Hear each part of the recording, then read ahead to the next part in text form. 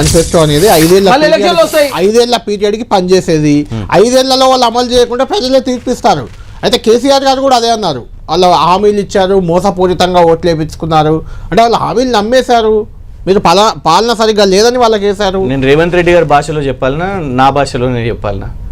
చెప్పండి ఏ భాష. రేవంత్ రెడ్డి గారి భాషలోనే చెప్పాలని అంటే మరి 100 రోజుల్లో బాండ్ పేపర్లు రాసిన సన్నాసులు ఎవరండి? మరి చెప్పండి, 100 రోజులను ఎందుకు రాసిరు? 5 సంవత్సరాలని చెప్పేడుతుండే బాండ్ పేపర్ రాసిరు కదా మీరు.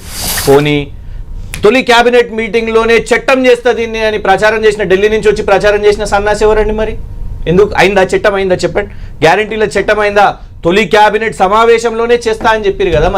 మరి ఇవాళ అప్పుడే చెప్పేడుతుండే మీరు నేను 5 సంవత్సరాల్లో చేస్తా అని. అప్పుడు మేము మిమ్మల్ని అడగకపోతుండే. కేసీఆర్ గారు అందుకే కదా మీకు 2 years టైం ఇచ్చి ఇవాళ మీ హాలిడే పీరియడ్ అయిపోయిందని. ఇంకొకటి పదే ప్రతి డిబేట్లో ఇదే నడుస్తున్నది, కవిత గారు అని. మేము అనేది ఏంటంటే కవిత గారు మీకు మాట్లాడుతున్నారు కదా, నంబర్ 1 మీరు విచారణ చేపట్టండి, మేము రెడీగా ఉన్నాము. ఎట్లాగో వేస్తున్నారు కదా, విచారణలే చేస్తున్నారు.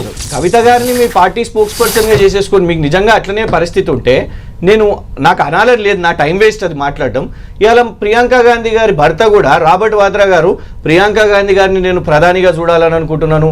ఇంకొక ఎంపీ కూడా, కాంగ్రెస్ ఎంపీ, రాజ్యసభ ఎంపీ కూడా ప్రియాంక గాంధీ గారి నాయకత్వం తీసుకోవాలంటే రాహుల్ గాంధీ పనికిరానోడు అన్నట్టేనా? ఇక ఆ చర్చ పెట్టుకుందామా మనం? కవిత గారి చర్చ తీసుకుందామంటే ప్రియాంక గాంధీ గారి ప్రధాని, రాహుల్ గాంధీ పనికిరానితనం కూడా మనం చర్చ తీసుకుందాం. మేము ఇలా మాట్లాడుతున్నది ఇంపార్టెంట్ పాలమూరు రంగారెడ్డి ప్రాజెక్టు నీటి దాని మీద. అంటే మీరు గూం ఫిరాయించి ఇవన్నీ ఎందుకు మాట్లాడుతున్నారండి? 2024 December parliament answer, Chamala Kiran Kumar Reddy గారి ప్రశ్న, సురేష్ షెట్కర్ గారి ప్రశ్న కేంద్రము తిరస్కరించింది.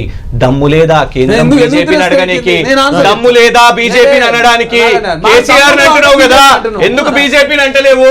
ఎందుకు ఒక్క మాట కూడా నరేంద్ర మోదీని నిలదీయడానికి ఎందుకు అంటలేవు? నీకు సలహాలు సూచనలు కావాలన్నా, నీకు కొట్లాట కావాలన్నా చలో, కేసీఆర్ గారు అందరూ వస్తారు నీతో పాటు ఢిల్లీకి, కేంద్రం దగ్గర పోయి కొట్లాడతాం. ఏమైంది నీ బీసీ 42%? కేంద్రంతో కొట్లాడుతున్నాను. శాతగాని దద్దమ్మ ఉన్నావు, ఒక్క మాట కూడా బీజేపీని, నరేంద్ర మోదీ ఒక్క మాట నువ్వు బీజేపీని. రైట్, ఇప్పుడు డిపిఆర్ తిరస్కారం